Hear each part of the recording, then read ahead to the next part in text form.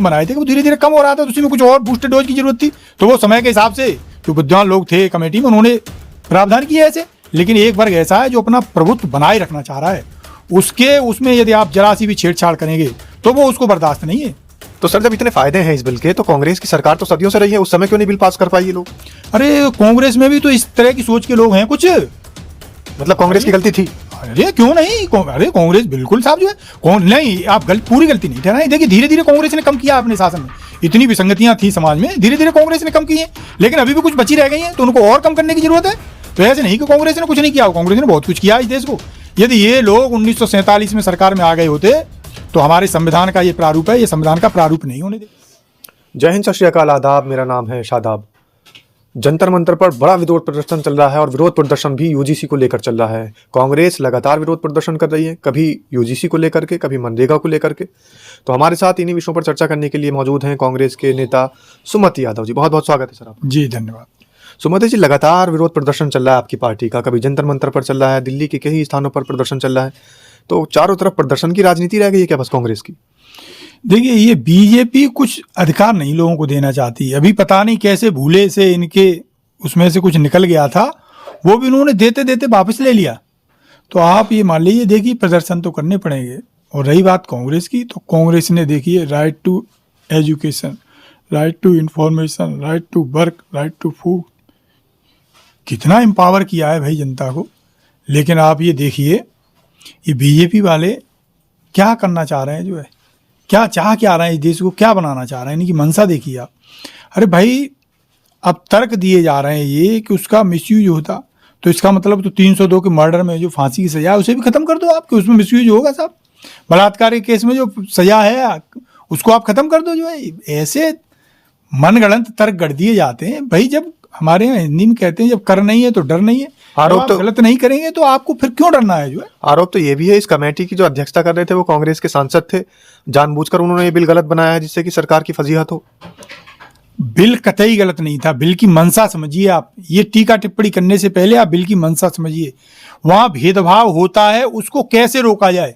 जब आप कुछ सख्ती बरतेंगे तभी तो लोग डरेंगे आपसे। जब कुछ सख्ती नहीं बरतेंगे तो कौन डरेगा भाई। उस कमेटी को आप कुछ पावर देंगे नहीं तो उस कमेटी से कौन डरेगा। तो भेदभाव सिर्फ दलितों के और ओबीसी के साथ हो रहा है, जो सवर्ण गरीब लोग हैं उनके साथ भेदभाव नहीं होता। यहाँ आप अमीर और गरीब की बात नहीं है, यहाँ जो सदियों से एक प्रथा चली आ रही है, एससी वर्ग का व्यक्ति चाहे कितना ही बड़ा अमीर हो जाए, आप यहाँ से 100 किलोमीटर दूर चले जाओ गांव में, जो आज भी लोग उसको बराबर नहीं बिठाना चाहते हैं। आज भी उनके मकान जो है गांव के एक कोने पे ही है। आज भी उनके यहाँ शादी ब्याह होते हैं तो गांव के, मैं बड़ी जिम्मेवारी से कह रहा हूँ, गांव के लोग शरीक नहीं होते हैं उनके यहाँ। और भूले भटके से एक दो हमारे जैसे लोग शरीक हो जाते हैं तो उनकी बड़ी निंदा होती है, उनको बड़ा अपमान झेलना पड़ता है समाज में। लेकिन वो कुछ ही लोग होते हैं जो इस अपमान को सह के उनके यहाँ जाते हैं। तो समाज की मंशा ऐसी है, ये धीरे धीरे जो है कांग्रेस ने ऐसे नियम बनाए थे कि वो धीरे धीरे कम हो रहा था, तो उसी में कुछ और बूस्टर डोज की जरूरत थी। तो वो समय के हिसाब से जो विद्वान लोग थे कमेटी में, उन्होंने प्रावधान किए ऐसे। लेकिन एक वर्ग ऐसा है जो अपना प्रभुत्व बनाए रखना चाह रहा है, उसमें यदि आप जरा सी भी छेड़छाड़ करेंगे तो वो उसको बर्दाश्त नहीं है। तो सर, जब इतने फायदे हैं इस बिल के, तो कांग्रेस की सरकार तो सदियों से रही है, उस समय क्यों नहीं बिल पास कर पाई ये लोग? अरे कांग्रेस में भी तो इस तरह की सोच के लोग हैं कुछ। मतलब कांग्रेस की गलती थी? अरे क्यों नहीं, अरे कांग्रेस बिल्कुल साहब जो है नहीं, आप पूरी गलती नहीं ठहराएं। देखिए धीरे धीरे कांग्रेस ने कम किया अपने शासन में, इतनी विसंगतियां थी समाज में, धीरे धीरे कांग्रेस ने कम की हैं, लेकिन अभी भी कुछ बची रह गई हैं, तो उनको और कम करने की जरूरत है। तो ऐसे नहीं कि कांग्रेस ने कुछ नहीं किया हो, कांग्रेस ने बहुत कुछ किया इस देश को। यदि ये लोग 1947 में सरकार में आ गए होते तो हमारे संविधान का ये प्रारूप है, ये संविधान का प्रारूप नहीं होने देते। ये तो घुमा फिरा के ऐसा संविधान बना देते कि आज भी हम जो है बैल की जो है पूंछे ही ऐंठ रहे होते। तो ये कांग्रेस की देन है कि सबको बराबरी पे धीरे धीरे ला रही है। 2012 सुना जा रहा है कि 2012 में इस बिल की सुगबुगाहट शुरू हो चुकी थी, और 2012 में सरकार कांग्रेस की थी, तो फिर क्यों नहीं लागू कर पाए थे? अरे 14 से तो ये सरकार में आ गए। इन्होंने तो ऐसा कांग्रेस के लिए प्रपंच रचा था कि कांग्रेस तो इनके प्रपंच में घिर गई भाई। इतने फर्जी आरोप लगा दिए, इतने फर्जी आरोप लगा दिए। और एक वो लोकपाल बिल, हर मर्ज की दवा था लोकपाल बिल। अब वो पता नहीं लोकपाल बिल को मोदी जी ने कहीं पैक करके बेसमेंट में रख दिया है या कहीं किसी दूसरे ग्रह पे भिजवा दिया है, वो हमें तो आज तक लोकपाल ही बिल नहीं दिखाई दे रहा है। जिस लोकपाल बिल के नाम पर इतना कांग्रेस को बदनाम किया गया भाई, इतना बदनाम किया गया, वो आज उसी बिल का पता नहीं है। अब कोई आप आरोप लगाइए तो किसी आरोप की कांग्रेस जांची, कांग्रेस हर आरोप की जांच कराती थी, लेकिन मोदी जी किसी आरोप की जांच नहीं कराते।